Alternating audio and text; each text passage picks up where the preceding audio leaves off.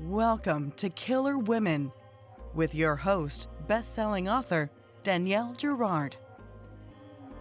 And now, Danielle's next killer woman.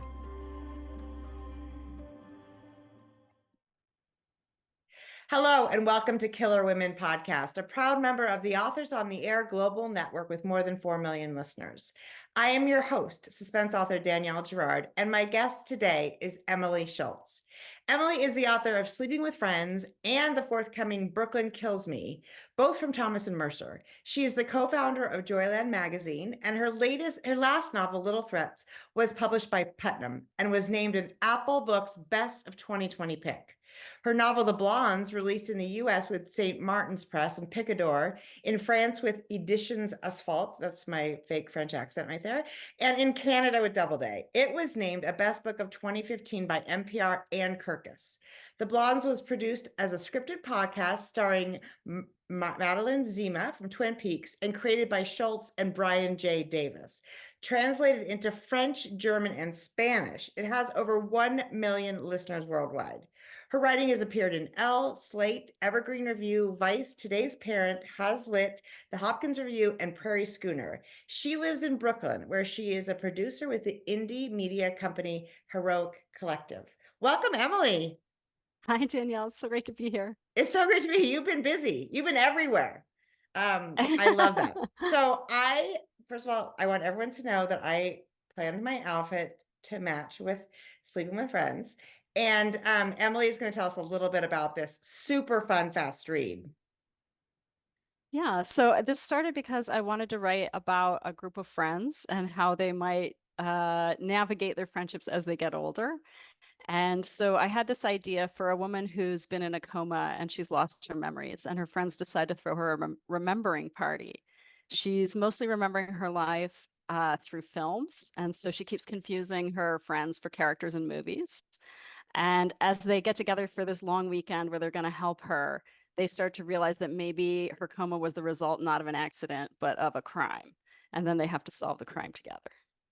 I love it. And I love the perspective of films. I don't know if you've done this. This is my first Emily Schultz book. But I don't know if you've done this in the past, but it was fun because of course they're movies that we all know, and we get to sort of like hear the scene of the movie and be like, that sounds sort of familiar. And then one of her friends is like, I think you're remembering a scene from this movie. Yeah, Have no, you done that before? No. I haven't really written about film before, but I love film. Like I watch a movie almost every day, and sometimes I fall asleep during a movie every day. And then I start to, like Mia in the novel, I sometimes get confused as to whether I dreamed it or whether it was real. That is so funny. Well, it's clear that you know your movies, and that's really fun. So tell us the characters.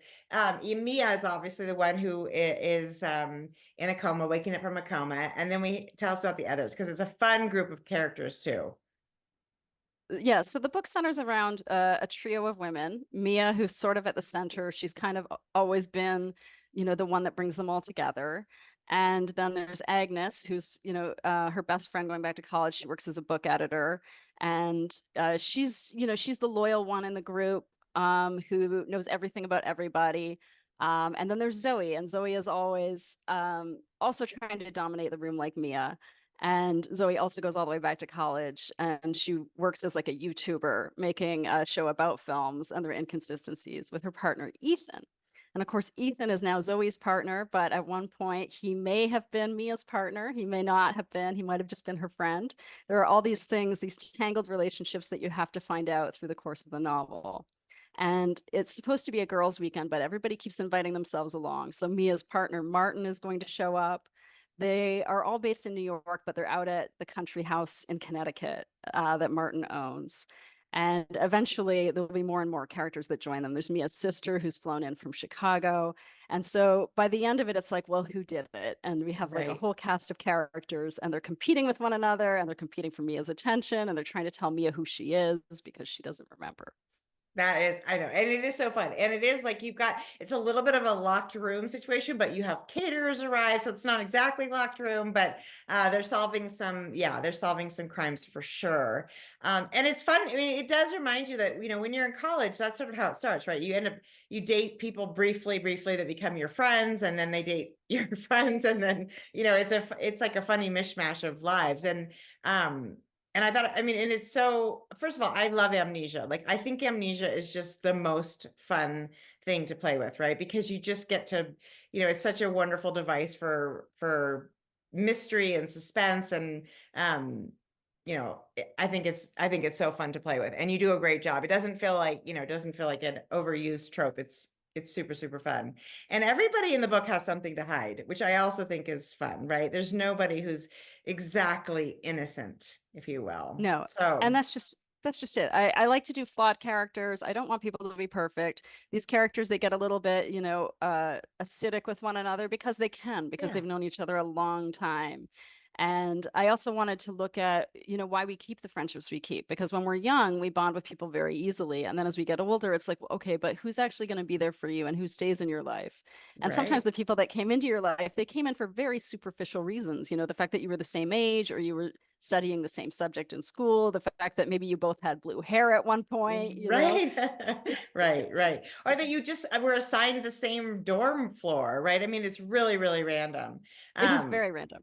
yeah. So you said you wanted to write, about a woman who's sort of rediscovering herself, or, after having lost her memory. How do you know it? Like, how do you sort of plan a book? Is it sort of like I got an idea and then just hang on for the ride, or, yeah? It is a little bit like that. Yeah. It's a bit like I think that I kind of have like an instinctual writing style. So I'll have this idea.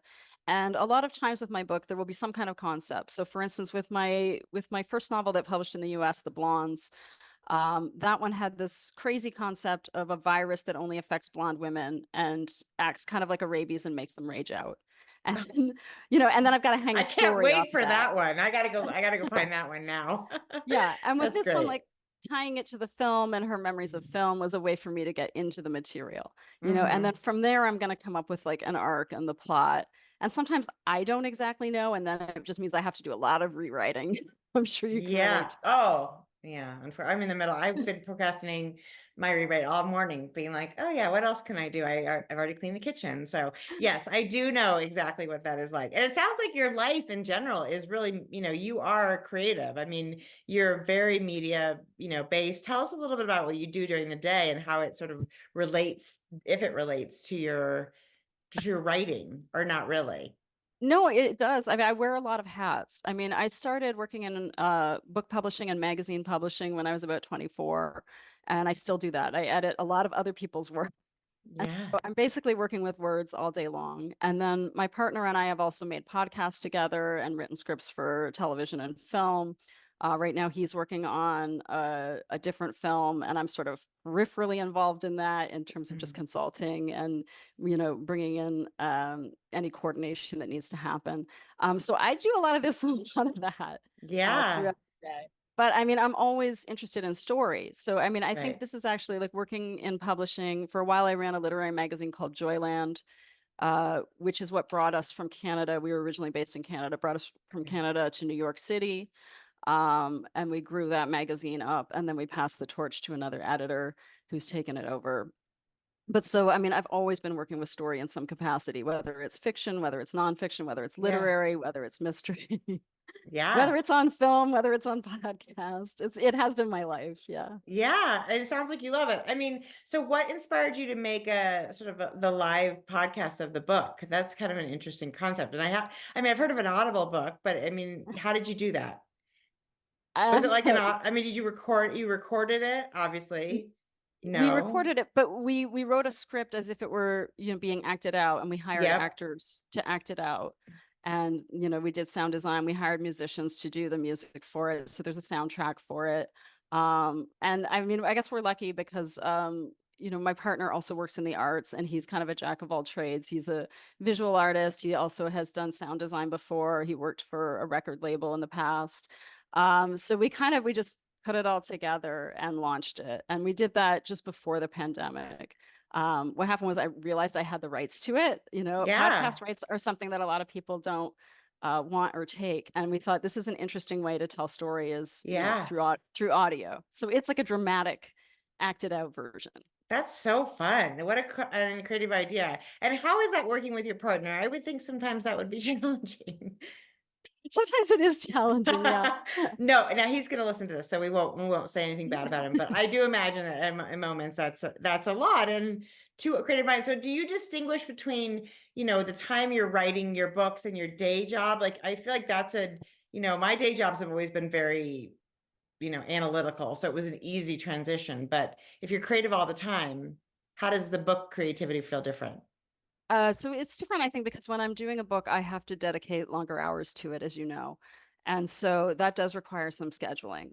So like right now, I'm talking to you from my office. It's a shared office with a friend of mine. And typically what I'll do is I'll try to write during the morning and then do my editing work in the afternoon. And that works out well because one of the book companies that I edit for is on the West Coast. Mm-hmm. So if I can do my writing before noon, then it means I'm starting my editing work at 9 a.m. their time, right? Which is great. Right. So, but at the same time, though, I am really like a compulsive writer. So I have to make sure that I don't fall into it and just go for like 12 or 14 hours. Like once I'm writing, I have no problem staying in, except for that I have all these other things demanding my attention, like work emails or my son. Right. A child. Turns out a child is very demanding. How old is your son? So my son is 12, but he's on the autism spectrum. Okay. And he's wonderful. I just had a school meeting and he's doing very well. So good. That's wonderful. But yeah, they just take a lot of, time and energy and attention. You can't go 12 or 14 hours without checking that they have had food or exactly. That's funny. Right. Exactly. Absolutely. So oh, sorry, go ahead. Oh, go ahead. That's one of the things that you learn, like as you get older or you become a more confident writer, is just that you can always go back in, even if there's an interruption. It's not the juices won't stop. No. And sometimes I think there's something about leaving it when you're kind of in the middle of it, which sort of makes it easier to go back to. Because if you can keep that thread, you're like, oh, I know where I am. I know exactly what comes next. Versus somebody said this to me on an interview, and of course, I'm not going to remember who it was, but that they always leave the writing for the day before they finish a chapter, because if they are in the middle of something, then it's easier to keep going than if you're at the end of a chapter, then you're inevitably starting with a blank page, which I think is actually quite clever. I unfortunately don't do that. I don't know why. I'm compulsive about finishing the chapter if I can, or at least being like blah blah blah happens. I think so too. I try to as well, but I know once or twice I've come back to my computer and flipped up the screen and it's been mid-sentence and I'll be like, what was I going to say? Exactly. Where was I going with this? Exactly what's happening. Now tell us, I know you've already sold the second book. Is it related? Yes, it will be a sequel. So it will have continuing characters. Oh my God, that's so fun. Well, I have to say, I love Mia, but I really loved Agnes. There's something just so like, I don't know. She's so smart, but everybody's a little bit dumps on her, which I don't know why. I kind of always love the character where everyone's a little hard on her and she's like, just, soldiering on through all the BS. So I really enjoyed her. So I'm assuming she's in the next book. Agnes will be in the next book. Yes. That's so fun. Yeah. This is just it. I don't know how much I can say because it's like, well, I don't want to give away. You can't give it away, but you can tell us that she's going to be in the next book. I think that's fair. Now, and it's Thomas and Mercer, they're pretty fast. So is that book already written? So it's written and I'm doing rewrites now. And so that is hard because I'm promoting, but I'm also supposed to be doing rewrites. I know. It's a fast track when you're trying to publish a book a year, right? Yeah, but let's just say I'm really glad to hear you like Agnes, because if you didn't, then I'd be like, what am I doing with that next book? No, I love that. I did love Agnes. I mean, I think I have to imagine that most of us will love Agnes. So, and I thought the setting was really fun too. I mean, there's this sort of idea that there's a main house and then there's this back house where some things happen and they find some things, and there's just a lot. It's like it's sort of constant, like, oh, you think you're going that way, but you're not, which is a really fun type of read. And I think this time of year, especially, right? Because we're all like up to our eyeballs in all the stuff we're supposed to be doing, but we'd much rather be reading. So it's a perfect time for, a little distraction book. So you can't, I don't want to ask more about that new book. I do want to, but I'm not going to. I'm going to refrain. So tell us about like your publishing history. It sounds like your first book was out in 2012. Is that right? Did I miss that? It's a little complicated because I started my career in Canada. So I had several books that Oh, published there that didn't publish in the US. yes. So my first book really to come out in both countries was The Blondes, and that came out Okay. it came out in 2012 in Canada and 2015 in the US. I know, isn't that funny? That I always know. is the weirdest thing. Yeah. And Okay. in France, I think it was 2014 or 2015. Yeah. And so The Blondes was like my first really big book. And Yeah. yeah, and that was exciting because I toured it and did a lot of things for that. And I also hadn't been living in New York City that long at the time. I moved to New York in like the first day of 2011, I think it Okay. was. Okay. So at that time, I was still new to the Right. United States and new to New York. And Right. yeah, it was very exciting. It is exciting. And then during the pandemic, I brought out another novel called Little Threats, which came out with Okay. Putnam. And Yeah. that was so The Blondes was kind of lit thriller, and then Yeah. Little Threats was also lit thriller, but it was leaning more into psychological mystery. And so I think that this book is like a good continuation of that in terms of the Yeah. tone. And Yeah. that's sort of that's your sort of sweet spot. You like to write about, it's clearly psychological. It's clearly sort of about the characters, but you like the twist of like a little bit of the mystery aspect, trying to figure out who did what and sorting through the lies. Yeah. And this is just it. I mean, I watch a lot of true crime and Hmm. Yeah. sometimes, you know, it's very dark. And so I want to always play with a little bit of the darkness, but also some humor. And also I want to look at some of I want to treat these things with some sensitivity as well, right? Because I mean, these are issues that affect real people, Yeah. even though we're building a story. Right. So in this one, there's a lot more playfulness. And I think it's because I started writing it during the pandemic. And so I needed something to entertain me. I needed something that was, even though there was some darkness, there was also a lightness to it. And Yeah. so it's meant to be like darkly humorous. And I don't know if people Oh, are going to get the humor, but we'll see. no, I think it's very humorous, and I think maybe that's what I was when I was talking about sort of this quick, the pace of it and the tone of it is very. It's a light, fun mysteries. The characters, you kind of laugh at them, with them, roll your eyes a bit. Like it's that kind of everybody. It's definitely got a fun tone to it, which I think isn't like, especially like it's. I mean, you didn't know this when you were writing it, but the world is still really messy. And so it's not also, it feels like a kind of I mean, I love dark books. I mean, clearly that's what I do. It's what it's the people I interview, but it's nice. And I don't know that many people can do really funny mysteries well. I think humor is, I consider myself a relatively funny person, but I think humor is impossible on the page for me. I'm like, and maybe it's because I'm dissecting children or something horrible. So it's really hard to make that funny, which I totally Yeah. get. Um, But I laughed when but you said it, though. I know, right? So I could do the I could make it funny in a podcast, but when you have to read it, it's not as funny. But you do a great job of that. And it's also because, right, as you said, there's murder, but there's not like, there's not too many really, really hard topics in the book, which I think helps too, right? It makes it a little bit, especially since right now I do feel like we're dealing with like a really tough time in the world. So, Yeah, okay. definitely. So the books came out, Little Threats, Blondes Blonde sounds like the one, that's the one that you did the audio production Yes. of, Yes. which sounds amazing. A virus that makes women go crazy. It sort of reminds me of like the, Deanna Raybourn book. Did you read Killers of a Certain Age? No, I obviously need to add this to my list. She would be she'd be somebody you should get if you could ever meet her. She'd be fabulous for you because it sounds like you guys have a similar senses of humor, which I also adore. So let me know when the next one is out. It's so exciting. Okay, I'm clearly having a babbling day. So let's talk a little bit more about like where do your people, how do you form your people? Are you somebody who sort of, do you watch other people? Do you do character sketches? Because when you have a book of a lot of characters, you have to make sure to distinguish them. So that's sort of important, which you do well.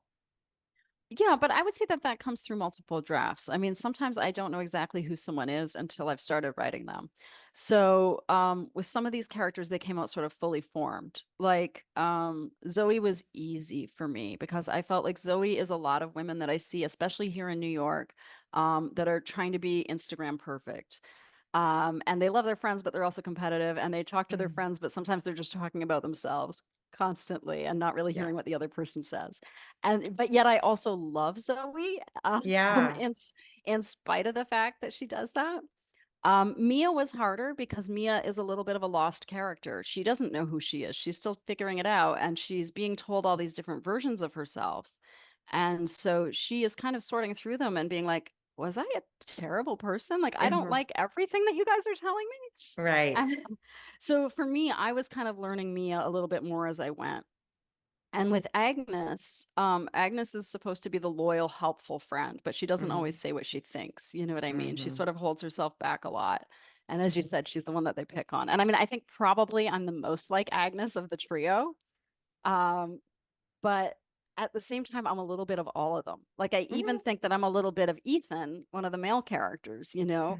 Mhm. But you know how that is. Like, you put yourself into all the characters. But I would say Agnes changed the most through the writing because also at the beginning, I didn't know what her sexuality was going to be. And Uh-huh. so when I first wrote her, I didn't write her as explicit, like she is a queer character, and I didn't write her as explicitly queer in the first draft. Mhm. I had a little bit of it, but it wasn't as clear to the reader as it is now. Mhm. Now you get that information pretty quickly. Yeah. But it meant that I had to do multiple drafts on Agnes for sure. Yeah. Yeah. But I mean, and actually, you do what I like the fact that you do, the chapters are, you know, different points of view, and we get to see the different people in their, in their own perspectives. And I also love your titles. You have like emotional wrecks. Like there are some really, like, you're super clever things like that, which also sort of lend to the humor of it. Um, anyway, that you do I'm great glad you jobs. like that. Now, are you from Quebec then? No, no. I grew up actually near Detroit. So my parents were American. My dad was from Detroit. My mom was from just outside Ann Arbor. And they went to Canada during Vietnam. My dad was in the army and he decided he would rather ship out to Canada than to ship out to Vietnam. Mm. So I was raised just across the border in Ontario near Windsor, Detroit area. And then for my career, I moved to Toronto. So I lived in Toronto for about a decade before coming to New York. So I always had both American and Canadian citizenship. Oh, lucky you. We all want Canadian citizenship now. I mean, but okay, I don't know why I asked that. For some reason, I guess I heard two French words and was like, maybe you're from Quebec. Well, That's because yeah. there was a French translation. I mean, That's Montreal is beautiful, and yeah. that's what the translator lives is in Montreal. Yeah, I was gonna say, I was wondering if you translated that yourself, which would be, yeah, it'd No. be, yeah. Okay, good. I'm glad to hear you don't have all the skills. No, I only Makes speak some. un peu français, you Okay, know? I speak no, je ne parle pas français. That's my, yeah, that's the only line I know how to say in French. Well, that is really exciting. Now, do you sort of envision this as a trilogy? Are you sort of already thinking about what would come next? Or I know it's tricky because I know how Thomas and Mercer does their, their contracts and whatnot, but I guess like if we imagine that the author is in charge, which, you and I both know how that really goes, but let's just imagine, what do you think? Would you, do you foresee I would more like to play with books? I would like to play with these characters again. But it's interesting that you asked because this book started as a standalone. I didn't imagine that it was going to be a series when I first wrote it. And so then Mm-hmm. when I did like my rewrites with my editor, I looked at ways that I could make the characters less abrasive because the thing is they all have to be a little abrasive so that you could think that any one of them might have committed a murder. But Sure. then you also they have to be likable. So that was like the hard thing with refining this book is we wanted it to be a standalone, but we also wanted you to be able to continue with these characters. That So is, yeah. Go ahead. right now I'm working on the second one and then I am hoping to do a third. Like I have a Mhm. scenario in mind if I can get there. Yeah, that's amazing. Well, I think that is how both of my first books at Thomas and Mercer went. They became series. I think Thomas and Mercer loves a series. So can I ask who your editor is? Yeah, so my editor is Jessica Tribble Wells. Yeah, I And love her. She was my yeah. editor too. Oh, fantastic. Yeah, she's She's great. wonderful. She's good, and I think she's great at revision. She's taken a couple of my books and been like, you need to split them in half and lose that other half. And I was like, oh, she's so right. It's torture. So yeah, good. And Chris Bucci is your agent That's right. Chris Bucci's my because agent. he is my friend Tessa Wager's agent too. You guys are agent siblings. You know Oh, her? I know her online. I need to Yeah. meet more people in real life. This is the thing. I know Yes. everybody online. Well, you have to come to Thriller Fest. Have you ever considered No, that? I Oh, haven't just because I didn't necessarily consider myself a thriller writer for the longest time. Oh, I feel like yeah. I'm new to defining. I'm new to defining in many ways. I know. And I don't know why we have to define so, specifically, but I think anybody, if there's a dead body, I think you can consider yourself a thriller writer. So you're definitely a thriller writer. Oh, And they've all had dead bodies. well, Okay. then see, I think There we that go. counts. I mean, I know, and there's all I can't always get the dead body in the first 2 pages though. See, no, that's that's true. That I still think it counts, but I don't know because clearly I'm not the one doing the categorizing. But for sure for Thriller Fest, I mean, and it's right there it's right in New York in last weekend of May. So at least come over for the day. Lots like the Bart sisters, they always just show up for, it's you have to come and stay in New York is super expensive. I do it because it's really hard to commute from Montana for the day. So, but definitely come it's a really fun way to meet people. And I will introduce you to your agent sister for sure.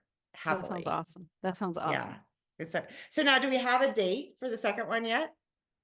Oh, well, the date in my contract was fall of 24, but I'm not sure where we're at with that. I know that they're making me work hard. I can tell you that. I know. In terms of and are they deadlines. like it's due January 1st or something? That's what I always felt like my deadlines were like brutally over the holidays. Yeah, like February 2nd, I think I have to get this done. Yeah. Okay. Well, you got at least a little bit more time. Well, Yeah. I have to tell you, and you're gonna have to read the book to know what this means, but I was laughing out loud at the raccoons. And I'm just gonna say, you don't know, and we're not telling you. So you have to read Sleeping with Friends to read about the raccoons. But if you don't laugh, then there's something wrong with your sense of humor. That comes officially from me because that was really funny. Anyway, we won't say more than that, but I really enjoyed that. So I will say raccoons are very common in New York. You would not believe it. I had a raccoon in my kitchen, and it happened after I wrote that scene. And I was Wait. like, it's like I called that raccoon to me spiritually. It came into my kitchen. Manifested a raccoon in your kitchen. How did it get in through the kitchen window? Yeah, and we're on the 3rd floor. So it tore the screen off and came in from the fire escape because it was a rainy night and it wanted someplace warm and dry. What did you do? Because they're actually not that nice. No, we banged some pans and it ran out. And then we shut the window and it clung to the window like this, like a little dog in the rain, being like, let me in. Oh my God, it went out the window though. It didn't try to get out another way. No, thankfully it climbed back out the window.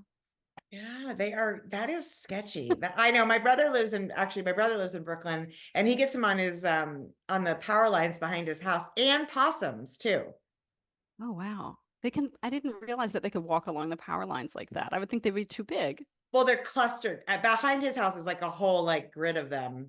Power lines, old phone lines, maybe. I mean, it's an old, it's an older area, but yeah, they're creepy. So anyway, that was like one of the highlights for me was the raccoons. I'm so thrilled. I feel like it's a bit of a litmus test, the raccoons. You're either going to keep reading or you're going to put the book down. I mean, you're so far into it at the raccoons. I would be like, how could you quit and not know like how that happened? There was no quitting after that for me. There was no quitting for me anywhere, but that for sure, the raccoons, I was like, oh my God, it's so good. So now I feel like I've just teased the audience ruthlessly. Emily, tell us where to find you on social media. Oh, so I'm mostly on Instagram. I'm Emily Schultz writer on Instagram. Okay. I'm also on Threads. I'm still reluctantly on Twitter, and I'm also on Facebook. Okay. Well, it sounds like the best place to find you is Emily Schultz writer on Instagram. And this book actually is available right now. If for Kindle First, what do they call it now? Kindle First?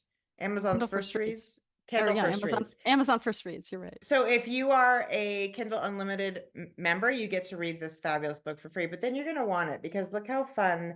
I love that they did this with the film reel. I think Thomas and Mercer does a beautiful job with their covers. So they really do. Yeah. I can't wait to see the next one, which is called, you just told me, Brooklyn Kills Us? Brooklyn Kills Me. Brooklyn Kills Me. I love it. Okay. Emily, it was so fun to chat with you today. I really loved Sleeping with Friends and I can't wait for Brooklyn Kills Me. Thank you so much. It was so fun. Everyone, this is clearly the end of this year. Emily is my last Killer Women interview for 2023. She gets to cap off an incredible year of like 60 podcasts. I'm an insane person. And this was a really, really fun laugh out loud book to end the year with, and also, you know, to keep you guessing about who you think did it. And I'll leave that to you. You can let me know if you thought it was easy or hard, but if you think it's easy, I'll be surprised. Anyway, that's it for this year. Thank you so much for joining us, Killer Women with Emily Schultz, and we will see you next time. Bye.